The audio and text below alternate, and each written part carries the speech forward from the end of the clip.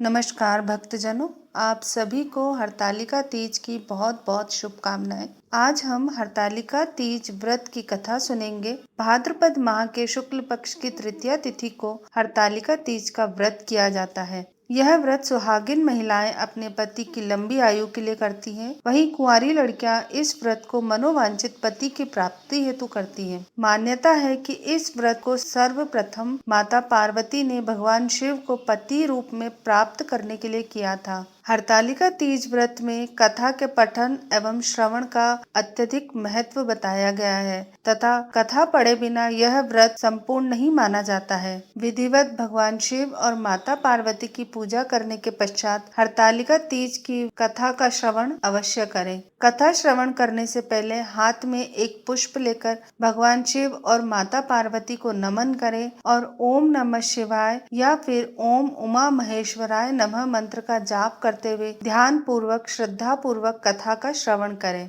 तो चलिए आइए अब हम कथा आरंभ करते हैं। कथा आरंभ करने से पहले आप कथा को पूरी सुनिएगा ताकि आपको पूर्ण कथा सुनने का लाभ प्राप्त हो सके, पुण्य प्राप्त हो सके। और अगर आप हमारे चैनल पर नए हैं तो हमारे चैनल को सब्सक्राइब कर लीजिए। तो चलिए कथा श्रवण करते हैं। एक समय परम पवित्र भूमि कैलाश पर्वत पर विशाल वट वृक्ष के नीचे भगवान शिव और माता पार्वती एवं सभी गणों सहित अपने बागंबर पर विराजमान थे। बलवान वीरभद्र, भृंगी, श्रृंगी, नंदी आदि अपने अपने पैरों पर सदाशिव के दरबार की शोभा बढ़ा रहे थे। गंधर्व, किन्नर, ऋषिगण शिव भगवान की विधिवत अनुष्टुप छंदों में स्तुति गान कर विभिन्न प्रकार के वाद्यों को बजाने में संलग्न थे। उसी सुअवसर पर माता पार्वती जी ने भगवान शिव से दोनों हाथ जोड़कर प्रश्न किया, हे महेश्वर, मेरे बड़े सौभाग्य हैं जो मैंने आप सरीखे अर्धांगी पति को वरण किया। यदि आप प्रसन्न हो तो क्या मैं जान सकती हूँ कि मैंने वह कौन सा पुण्य दान किया है जिससे आप जैसे जगत के स्वामी पति रूप में मुझे प्राप्त हुए। आप अंतर्यामी है, यह मुझ दासी को बताने की कृपा करें। तब पार्वती जी की ऐसी प्रार्थना सुनकर शिव जी बोले, हे वरानने, उस समय तुमने एक अति उत्तम पुण्य का संग्रह किया था जो एक अति गुप्त व्रत है जिसे तुमसे कहता हूँ। यह व्रत भाद्रपद मास के शुक्ल पक्ष की तीज का व्रत है जो हरतालिका के नाम से प्रसिद्ध है। यह व्रत जैसे तारागणों में चंद्रमा, नवग्रहों में सूर्य, वर्णों में ब्राह्मण, नदियों में गंगा, पुराणों में महाभारत, वेदों में साम, इंद्रियों में मन, ऐसा यह व्रत श्रेष्ठ है। जो तीज हस्त नक्षत्र पड़े तो वह और भी महान पुण्यदायक होती है। ऐसा सुनकर श्री पार्वती जी ने पूछा, हे महेश्वर, मैंने कब और कैसे यह व्रत किया था, विस्तार के साथ श्रवण करने की इच्छा है। इतना सुन भगवान शंकर बोले, हे उमा, भारतवर्ष के उत्तर में जो यह हिमालय श्रेष्ठ पर्वत है, यह नाना प्रकार की धन संपदा, खनिज, वनस्पति, औषधियों से युक्त है। यह हिम शिखरों वाली चोटियों रूपी भुजाओं से आकाश को छूता है और गंगा के कलकल शब्द से शब्दायमान रहता है। यहाँ नाना प्रकार के पशु पक्षी विचरते हैं। इसके राजा का नाम हिमाचल था। वहाँ उनके ग्रह में तुम भाग्यवती रानी मैना से पैदा हुई थी। तुमने बाल्यकाल से ही मेरी आराधना करना आरंभ कर दिया था। कुछ आयु बढ़ने पर तुमने हिमालय की दुर्गम गुफाओं में जाकर सहेली सहित मुझे पाने हेतु 12 वर्ष तक का तप आरंभ किया। तुमने ग्रीष्म ऋतु में बाहर चट्टानों पर आसन लगाकर तप किया, वर्षा ऋतु में बाहर पानी में तप किया, हिम ऋतु में पानी में खड़े होकर मेरे ध्यान में संलग्न रही। इसी प्रकार 6 ऋतुओं में तपस्या कर ली और जब भी मेरे दर्शन न मिले तब तुमने उधर्व मुख होकर केवल वायु सेवन की। फिर वृक्षों के सूखे पत्ते खाकर इस शरीर को क्षीण किया। तुम्हारी इतनी कठिन तपस्या करने पर भी मैं उस उपयुक्त समय की प्रतीक्षा करता रहा जब तुम्हारी तपस्या और अधिक कठोर हो और तुम्हारे पिता के हृदय में तुम्हारे विवाह का विचार उत्पन्न हो। एक दिन तुम्हारे तेजस्वी स्वरूप और तुम्हारी विवाह योग्य आयु को देखकर तुम्हारे पिता को चिंता होने लगी कि मुझे अपनी ऐसी कन्या के लिए उपयुक्त वर की खोज करनी चाहिए। उन्हीं दिनों नारद जी भ्रमण करते हुए हिमालय क्षेत्र में आए और वहां तुमको देखा। यह जानकर कि तुम राजा हिमाचल की पुत्री हो, वे तुम्हारे पिता के यहाँ गए। राजा ने अति हर्ष के साथ महर्षि का स्वागत पूजन किया और उन्हें योग्य आसन देकर उनसे उपस्थित होने का कारण जानने को कहा। नारद जी की बातें तो सदा निराली होती हैं। उन्होंने तुम्हारे पिता से प्रश्न किया कि आप बताएं, आपके मुखमंडल पर चिंता की रेखाएं क्यों हैं? राजा ने कहा, हे तपोधन, तुम मेरी पुत्री को देख चुके हो, मुझे उसके लिए योग्य वर की चिंता सता रही है। इस पर नारद जी ने तुरंत कहा, मैं अभी बैकुंठ से आ रहा हूँ। मेरी संपत्ति यदि आपको स्वीकार हो तो आपकी पुत्री के लिए बैकुंठ निवासी शेषशायी भगवान विष्णु योग्य वर है। वे आपकी कन्या का वरण स्वीकार कर लेंगे। इस पर तुम्हारे पिता आनंदित हुए और बोले, यदि विष्णु जी को मेरी कन्या स्वीकार हो तो मेरा सौभाग्य होगा। मैं अवश्य ही अपनी कन्या उमा का वाग्दान विष्णु जी को करूंगा। नारद जी तो ऐसा सुनकर वैकुंठ चले गए। इधर तुम्हारे पिता महाराज हिमाचल ने प्रसन्नता के साथ तुम्हें यह समाचार सुनाया कि विष्णु जी से तुम्हारा विवाह मैंने निश्चित कर दिया है। ऐसा सुनते ही तुमने महान दुख में अपने को पाया और पिता के चले जाने के पश्चात तुम अत्यंत व्याकुल और विलाप करने लगी, प्राण त्यागने की बात सोचने लगी। जब तुम्हारी सखी ने तुम्हें इस प्रकार दुखी देखा तो कारण पूछा।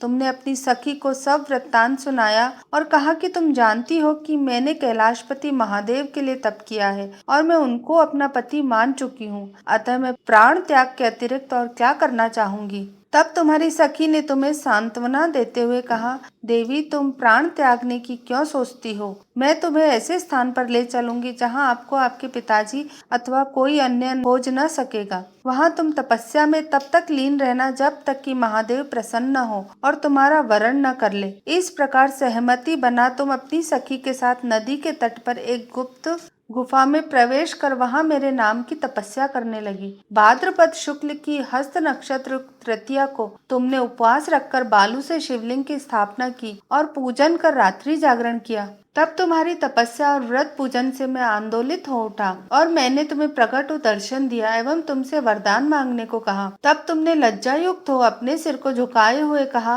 आप सब जानते हैं, यदि आप मुझसे प्रसन्न हैं तो मुझे अपनी अर्धांगिनी रूप में स्वीकार करें। तब प्रसन्न हो मैंने तुम्हारी मनोकामना की पूर्ति करना स्वीकार किया और कैलाश लौट आया। इधर तुम्हारे अपने घर से इस प्रकार बिना कहे चले जाने पर तुम्हें बहुत खोजा गया, घर घर और वन में बहुत ढूंढा गया, किंतु तुम्हारे न मिलने पर राजा हिमाचल कहने लगे कि हमारी कन्या को कौन सा देव, दानव, गंधर्व, किन्नर कहाँ हर ले गया। तुम्हारे पिता तुम्हें कहीं न पाकर और भगवान विष्णु के साथ तुम्हारे विवाह का वचन भंग होने की चिंता में दुखी हो एक बार तो मूर्छित हो गिर पड़े। इधर तुमने अपने व्रत अनुष्ठान की पूर्ति होने पर व्रत का पारण किया, समस्त पूजन सामग्री को नदी में विसर्जित कर स्नानादि किया। उसी समय तुम्हारे नगर निवासी मंत्रीगण पिता हिमाचल के साथ वहां आ पहुँचे और तुमको सखी सहित पाकर प्रसन्नता को प्राप्त हुए।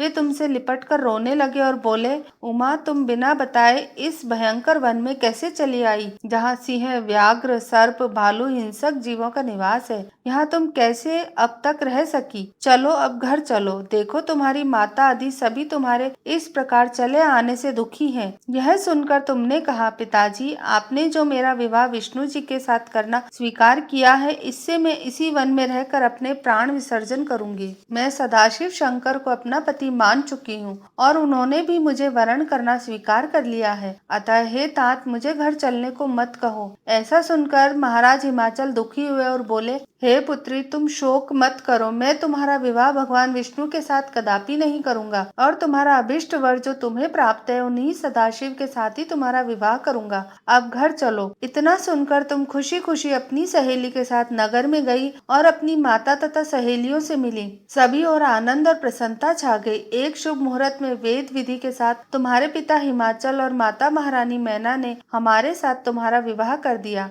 हे पार्वती, उसी व्रत के प्रभाव से तुमने ऐसे सौभाग्य को प्राप्त किया है। यह व्रतराज मैंने अब तक किसी को नहीं बताया है। हे सौभाग्यशालिनी, सहेली ने जो तुम्हारा हरण कर हिमालय की गुफा में रखकर तीज के दिन जो मेरा व्रत कराया, इसी से इसका नाम हरतालिका तीज व्रत पड़ा और सब व्रतों का व्रतराज हुआ। भोलेनाथ शिव शंकर से यह सब प्राचीन कथा सुनकर माता पार्वती अति प्रसन्न हुई और बोली, प्रभु, आपने मेरे साथ अपने मिलने की कथा सुनाकर मुझे प्रसन्न किया, पर इस व्रत के करने का जो विधान है वह इससे प्राप्त होने वाला फल मुझे नहीं बताया। कृपा करके मुझे इसके करने की विधि व पृथक पृथक फल भी सुनाइए। इतना सुनकर भगवान सदाशिव ने कहा, प्रिय, मैं इस व्रतराज का विधान तथा फल तुम्हें सुनाता हूँ। यह व्रत सौभाग्यवती नारियों व सुंदर गुणवान पति चाहने वाली कन्याओं को करना चाहिए। भाद्रपद के शुक्ल पक्ष की द्वितीया की शाम को आरंभ करते हुए इस तीज के व्रत को धारण करें। व्रत निराहार अर्थात बिना